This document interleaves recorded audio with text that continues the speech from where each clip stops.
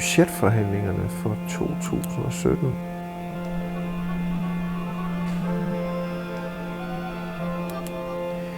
Jeg tror, jeg har sagt, hvad der siges skal. Jeg er stolt af resultatet. Jeg er stolt af det, som mange mennesker var sammen om. Men jeg synes, at det sidste ord, det må være sagt.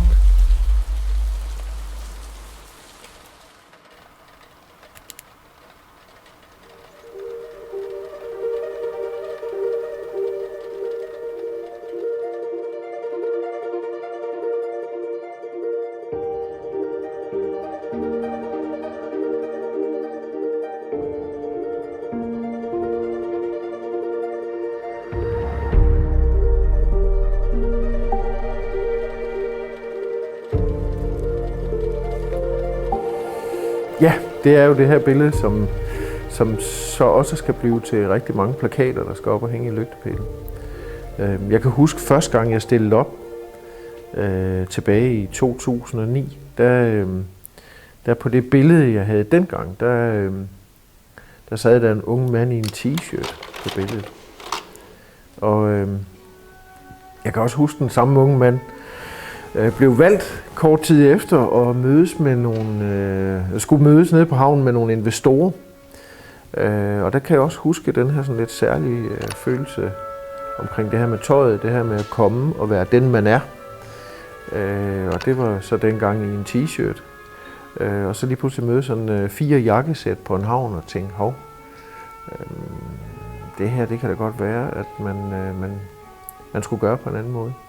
Og det er klart, hvis man, som jeg er borgmesterkandidat, jamen så er tøjet også en del af det. Jeg repræsenterer på det her billede Socialdemokratiet, men jeg er også meget bevidst om, at jeg repræsenterer sådan set Svendborg i sådan sin fulde skala på en eller anden måde, når jeg er medlem af Svendborg Byråd. Det betyder også, at jeg repræsenterer mennesker, der har en anden politisk holdning. Det er sådan egentlig det, jeg ser, når jeg kigger på det der billede, så ser jeg en mand, som har klædt sig til lejligheden, kan man sige, og som er bevidst om den opgave, han står overfor. Det er dejligt at se jer. Ja, tak. Velkommen til Amtsavisen Live. I er jo vant til at være der sådan i papirudgaven. Ja. Ja.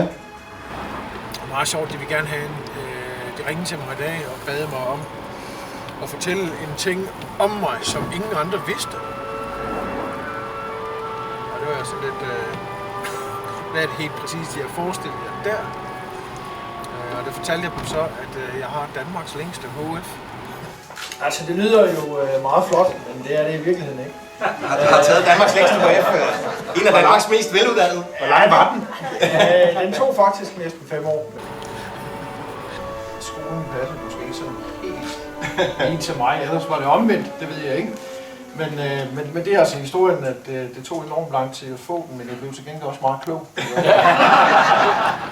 Ja, jeg tænker mig, at det er måske meget godt at vise, at sådan kan en politiker også være. At det ikke altid er den slagne vej fra handelsskolen, og ja, at man dybest set også bare er et menneske, som på et tidspunkt var langt mindre struktureret, end man er i dag.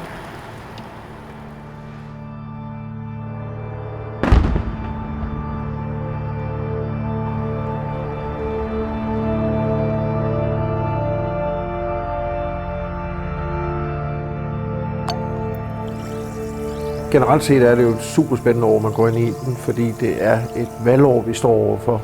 Der er sådan lidt stille før stormen lige nu, kan man sige. Der er ingen tvivl om, at vi vil føre en anden valgkamp, end det vi har ført tidligere. Sådan kunne man jo altid starte med at svare. Men et af de simple årsager på, at vi er nødt til at gøre tingene anderledes, det er, at Socialdemokraterne har et meget lille budget til at føre valgkamp for, i forhold til, hvordan det tidligere har været. Og det er faktisk ingen hemmelighed. Det handler om, at vi har en meget solidarisk ordning på den måde, at vi betaler en partiskat af de penge, som vi får for at sidde i byrådet. Dem afleverer vi tilbage til vores parti. Og det er en ganske god skik, som vi faktisk er meget stolte af. Men i den her periode, der har vi jo ikke haft en borgmester, og vi har ikke haft nogen formandskaber osv., så der er ikke nogen af de 6 politikere, der sidder for Socialdemokratiet, som faktisk tjener særlig mange penge. Så på den måde har vi ikke kunnet aflevere så meget tilbage til partiet, som vi tidligere kunne. Så det er et meget beskedent beløb, vi har at føre valgkamp for. Og derfor så vil det blive en anderledes valgkamp. Vi får ikke råd til heltidsannoncer i aviser og så videre. Det er helt urealistisk. Så det bliver på god gammeldags manér. Vi skal være synlige i gaderne, vi skal ud og tale med folk, og det er noget af det, vi prioriterer rigtig højt. Og så er jeg så rigtig glad og stolt over, at der er en del mennesker, som har henvendt sig til os, som ikke umiddelbart er medlem af Socialdemokratiet, men som siger, at de godt vil give et ekstra bidrag. Og det handler om, at de gerne vil være med til at hjælpe med at sætte plakater op. Det handler om blandt andet en kunstner, der har skænket et meget smukt maleri til os, som vi skal bruge som en del af vores valgkamp. Og alle mulige sådan spændende initiativer, og det er jo især glad for, fordi vi jo ikke har nogen økonomi rigtig at tilbyde de her mennesker. Men de kommer altså, og de vil gerne være med.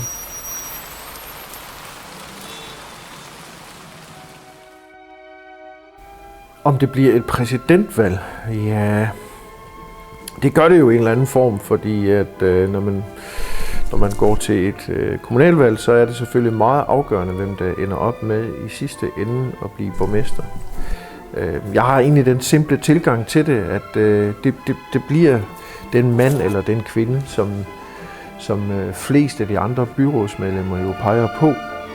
Og derfor så gør jeg mig egentlig ikke så mange tanker om det der med præsidentvalg eller ej. Men det er jo ingen tvivl om, at både jeg og sikkert også Lars Erik Hornemann fra Venstre kan mærke det fokus, der er særligt på os, og at vi ofte bliver inviteret til at deltage i noget sammen. Så på den måde så kan man sige, at der er selvfølgelig et behov for at sætte os op over for hinanden og høre, hvad er egentlig det, I kan blive enige om.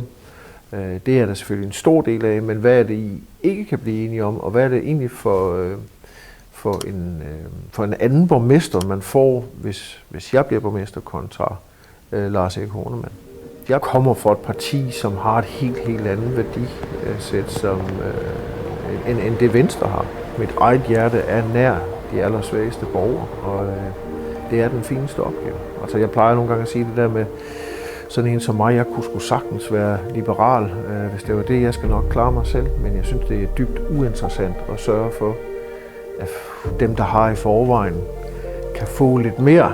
Jeg synes jo altid, det må være interessant at prøve at skabe et samfund, hvor man har plads til alle og kan få alle med, og det er klart, det er en sindssygt svær opgave, og eksempelvis for givet alle mennesker en uddannelse, men vi skal blive utrætteligt ved med at kæmpe for at få alle med, for det er det, der er interessant her i livet i virkeligheden. Og det er jo dybest set meningen, at vi skal give hinanden en hånd med at komme videre.